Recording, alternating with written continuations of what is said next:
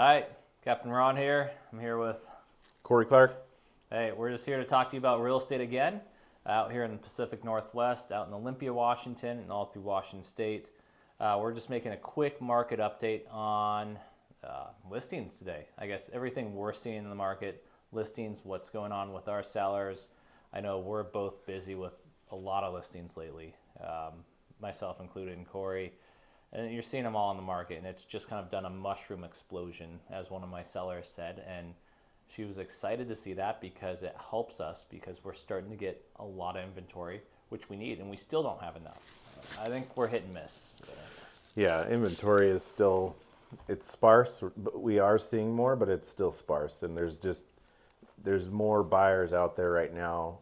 Buyers are settling in to the reality that interest rates are not going to go back to what they used to be, down to that 2.5%, 3%. So they're settling in. We have the buyers. We just don't have enough homes still. Granted, we are seeing more homes come on the market, but we're still just lacking with what we have. And it's an interesting fact. I made a quick TikTok video on open houses, and I collect information. Love doing open houses because you get all the information from all the buyers. You know what they're there for. I mean, one, they may be looky-loos or neighbors, so fair enough. But the other option of with all the buyers is they're all there to buy.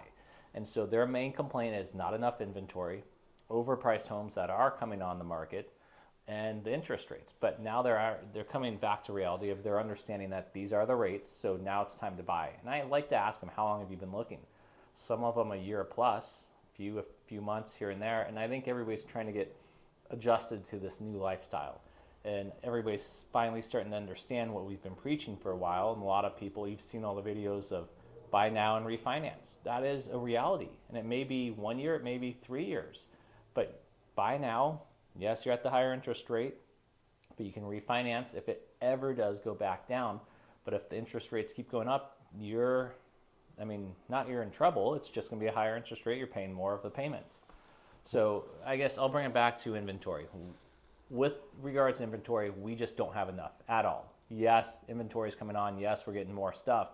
But everything we're doing, I'm starting to see stuff that's back to bidding wars. I just had a inspection waived. Are you kidding me? I've had a multi-offer situation. I had a 22 AD situation. And I've been seeing these for the last about a month and a half, which is great news for the market here, at least in Pacific Northwest.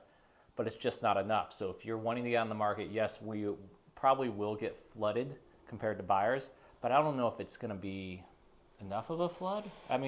With inventory, Well, yeah, I right now I'm not seeing that we're going to have this overflow of stuff. It's just been such a slow trickle. But yeah, going back to your comment about multiple offers, and I've had the same thing. And when I had buyers going into looking at places that were much more rural, I thought this is a shoo-in. Like, we'll just make a good offer and we'll get it. And then it turns out there's 5 offers that are over list price and waiving inspection. And it's like, what? So it's like, what's going on here? It's a good sign for the market. But it's getting back to that difficulty for buyers where we're going to have to be competitive. Yeah. But that's not to say that for a seller, we still need to be priced right, because I am seeing homes where people are wanting to cash in or try to cash in on what we used to have, and it's not there. So you really have to be specific about your pricing. That's a huge point. Yeah, because if you're not specific about your pricing for the current market, you're just going to sit. Oh, and it makes no point again to even try to sell. And actually, I was going to bring that up because yes, we have no inventory, but that doesn't mean just slap on some bad house and charge a outrageous amount. No one's going to buy it. So just be straightforward. What we're talking about is we have no inventory for good homes, priced right, in great locations. So if you have a home that's okay location, this or that, and you price it right, fine, it's going to sell because we have no inventory. But if you're trying to go back to 2001 or 2021 market price, and you're trying to do that, we've dropped. And it's not substantial. If you look at the numbers, and I can put this on here, of everybody I follow, it's amazing with their numbers. We rose before pre-COVID 40%. After COVID and since 2021, we've dropped down about 3%. So we've gone up 40%, we've dropped down 3%. So people are trying to go back, even with that drop to 3%, but they're trying to reboost it even further and higher, and it doesn't make sense. I literally showed a home over the weekend. In 2021, this home was bought, height of the market, and now it's priced like 400 grand more Then what? No than way. what it was. And that wasn't the worst of it. And this is a beautiful neighborhood. It's a neighborhood that everybody wants to be in. 400 grand more. But it was way blown out, and the condition of the house was terrible. I mean, it was a huge house. It's in a beautiful area. Everybody wants to be there, but way overpriced. And then you see another home in that neighborhood that's been on for almost a year, and they're priced, gosh, like 600,000 over. Like I don't know what. Well, and I think that comes down to one, agents, if you can tell them. But I understand we have that due diligence to do what our sellers want. So if they're wanting to do this, but that's where I think the reality is going to start setting in. Where yes, we have no inventory, but I would say on average, my inventory of what I'm selling right now is 550, 500, 600. I have some higher ones at 900, 950, up to $1 million, but they have to be spot on. So this brings me back to something I didn't discuss with Corey, because we were kind of talking about what we want to talk about in this market is the new gold rush is the homes. Like right now, what's the gold rush? I think the gold rush is location with homes that are not updated, that you can come in and update and make a ROI on return on investment. So you can come in, you can buy this home for $500,000, put $50,000 in, $100,000 in, and now you're gonna live in there 5 years, have this amazing home, and then you can turn around, sell it, and have a great return on your investment. I think that's the new investment, or the new gold rush, because we don't have any updated homes. We're not building any homes. And if we are, they're overpriced, or they're good, but they're all flying off the market because builders aren't keeping up. Or we have people with new homes or really nice homes, but they're 400,000 more, and they're not even that nice.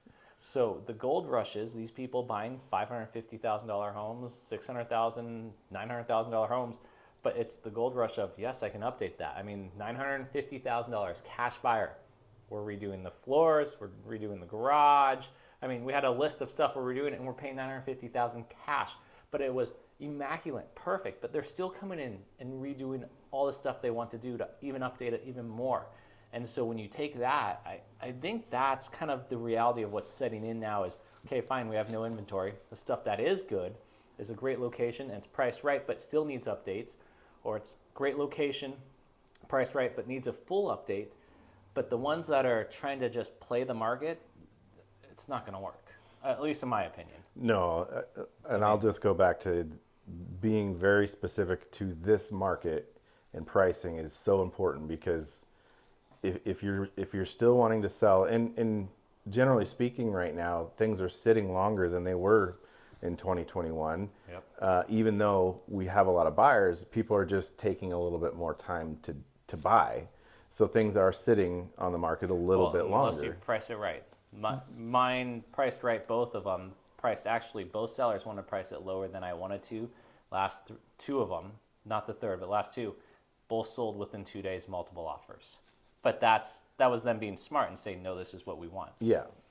So specific pricing to this specific market is extremely important, because I can't tell you how many homes I've seen lately that are way overpriced, and they just sit. And I have one down from the street from me. I'm sorry. I don't know if it's just that they are not in a hurry to sell, which could be, because I've been seeing people wanting to hold on to their home that they bought in 2021, where they got a 2.5% interest, and hold on to that home, use the equity, and buy something else. I mean, that's happening too. Or make it a rental. That's right, turn it into a rental. One of the two. That's the other thing is 2.5% gold. Yeah, if you rent that house out, you're getting your mortgage paid for and a income. Let's talk about this. We weren't going to jump on this, but go ahead and talk about the assumable loan. Jump on it just for a moment. I mean, that is huge. If you don't know what this is. Yeah. So anybody can do an assumable loan. It tends to lean towards investors. However, an assumable loan is something that you, as a buyer, can Say the owner of the home that you want to buy has a FHA loan on it. You as the buyer, as long as you qualify with that homeowner's current mortgage lender, if you qualify with them, you can assume that loan that they have at the interest rate they had. So let's say they did get that 2.5% interest rate. Yep. You can take that over at this time, this day and age, with the current interest rates. You can take over that loan at that lower interest rate. So Then you have to pay for what they want for the price of the house right now, so whatever they want to sell it for. If I had a 2.5 mortgage rate loan and I was going to let you assume it, I'd want a premium. So just a heads up, you're probably going to pay a little bit more of a premium for that home. I mean, as long as it's priced right and I pay a little premium, I would be okay with it at 2.5.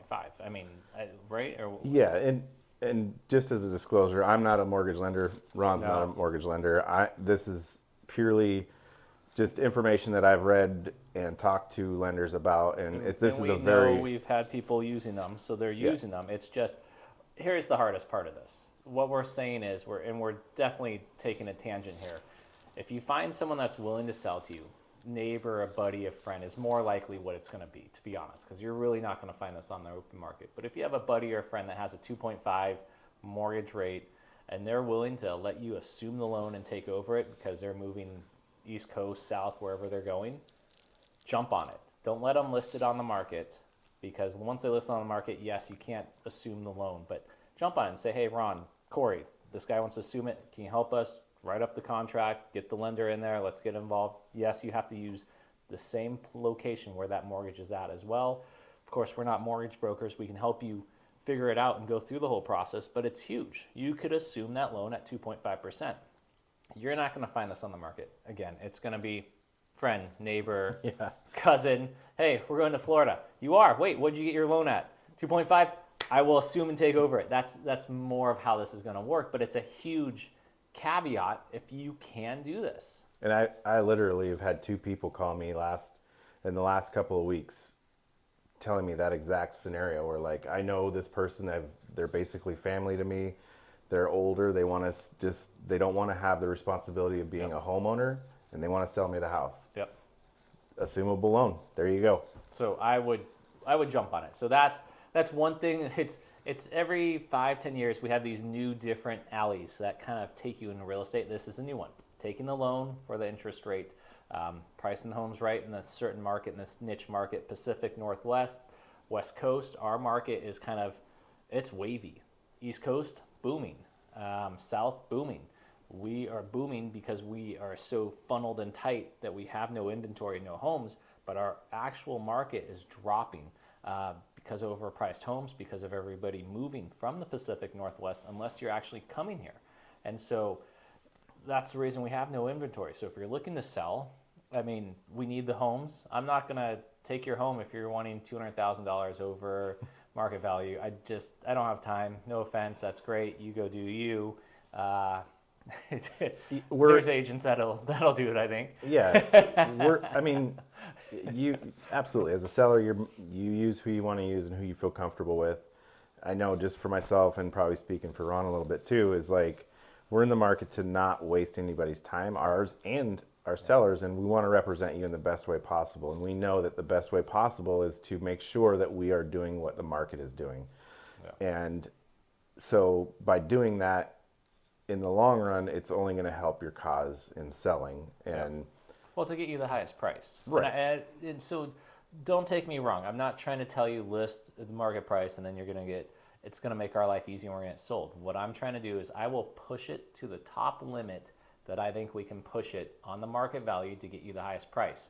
Now, if I'm wrong, or if we come to terms and we work together and we're wrong, we will know within a week right now. I would say we'll know within a week to 10 days. Mm-hmm. You're going to have one option: lower it 10, 15, 20,000 to re-spur it back on the market and get it sold, or hold tight, and then you're in for a 30-day hold, depending on if we get the right buyer for your home. That's where we're going to push it. If you're wanting to push it 100,000 above that and it's out of reality, there's no point. You're wasting my time. You're wasting your time. You're doing yourself a disservice putting on the market. Now you have a black mark record that shows that you were on here and you couldn't sell it. They show it everywhere on Zillow and everything else. And everybody looks at that. Always. I'll tell you, almost every buyer I've ever had was like, "Why has it been on the market for so long? What's Or wrong with why it? didn't it sell? Why didn't it sell?" And that it seems like very small detail, but I tell you right now, everybody wants to know why is it So not if you're sold? trying just to see like a fishing expedition, just cast out and see if I can get 100,000 over. We probably, at least for myself, and I'm probably say for Corey, there's no point. I mean, yes, you can fish with whoever you want. I get it, but why? Because now, if you actually do need to sell next year, now you have that black mark. Doesn't make sense. I get you'll still probably sell it if the market takes off, but realistically, what we're looking for is sellers that really want to sell that we can help push to get that highest price. And if you price it right, like my last few sellers that have all sold within 2 to 6 days.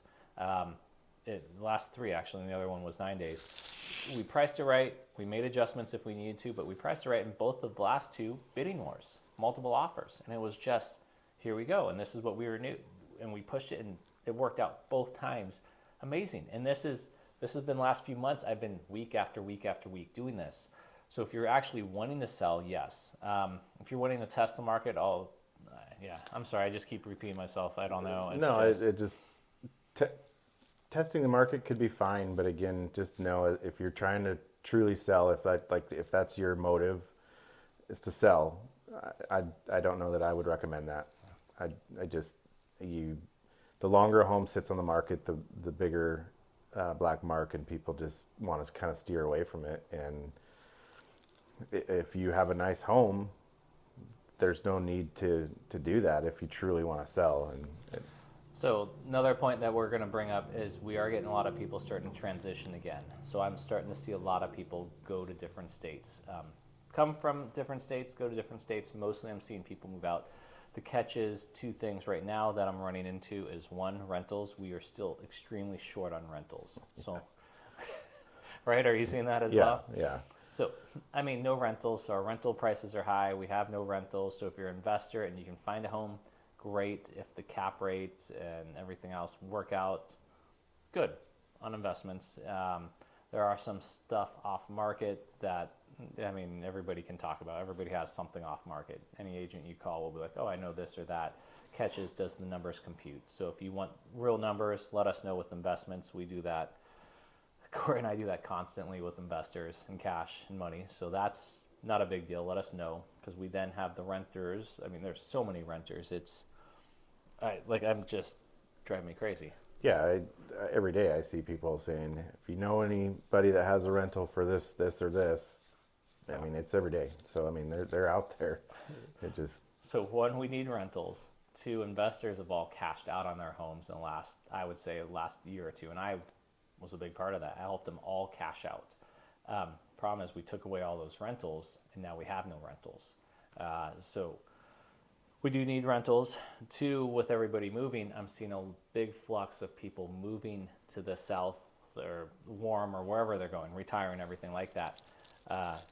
The catch is those homes are flying off very fast. Next problem with that is we just don't have enough of those homes. So it brings us back to, if you're wanting to sell and you have a good, and I shouldn't say even, if you have a cookie cutter, if you have a nice neighborhood, if you have something that's phenomenal that you know can sell, and you're looking to make that next step, and you're not looking to kind of go around the city, because if you're going to sell here and then transition the city here, it's going to be tough, because now we're going to be back to bidding wars and finding that home that we're asking that we need right now. So if you're looking to move somewhere that's out of city, out of state, call us. Please let us list your home. I think that's the biggest thing we need right now, is just good single family homes, nice neighborhoods, clean, ready, priced right, you're ready to cash out, because if you bought anywhere within the last even 2 years, but 3 to 4 years, you're making a good of chunk of money. You're taking that money and you're going to put it down in another home wherever you're going, probably for half the price in Florida, Texas, Arizona, wherever you're going. Enjoy the sun. But good for you. But that's what we're looking for, because if you're looking to cash out now is the time. I don't know how else to say it. Well, and I literally have a home that I'm about to list with somebody that did buy at the height of the market, and they've put a little sweat equity into it, and we're about to list their home. And so I'm excited to see what kind of profit they've made off of this because What did they buy it for? I don't remember. Sorry, I'm throwing Corey under the spotlight. No, I don't remember what they bought it for, but it's a decent area, and it'll be interested. I'll be interested to see how it shakes out, and what because they got low interest rate, and we'll see what kind of It'd be nice return. to see the numbers. Yeah, and that's what I want to see is those numbers, and maybe I'll come back with an update. I'm proud of Corey because he's starting to learn with numbers and baselines, because I love baselines numbers, because this year has been all baselines, and every baseline I keep doing just keeps going up and exceeding my expectations on returns, which is huge. So that's why we have the confidence to say, if you're going to list and you want some good returns, the numbers are right, and you have a place you're going to buy or move to, great. If you're looking to just sell and then kind of hunt around the area, I almost don't want to do that. I mean, don't get me wrong, I will always sell your home if you want to, but it'd be tough for you to sell here and then keep hunting around here, because we just don't have anything. At least in Olympia and surrounding area, Washington, anywhere else. And then, of course, our prices are higher than any other state. Really, it's crazy. I mean, there's a few states that compare or that are higher, but anyways, we can go on and on about real estate. You can sit here and come to the office, come sit down, talk with us anytime you want. Yeah, that'd be fun. We're actually working on doing maybe a podcast. So the podcast is next. You got any great ideas? Let us know. If you want anything, we'll talk to you. All right, Captain Ron out. Corey, later.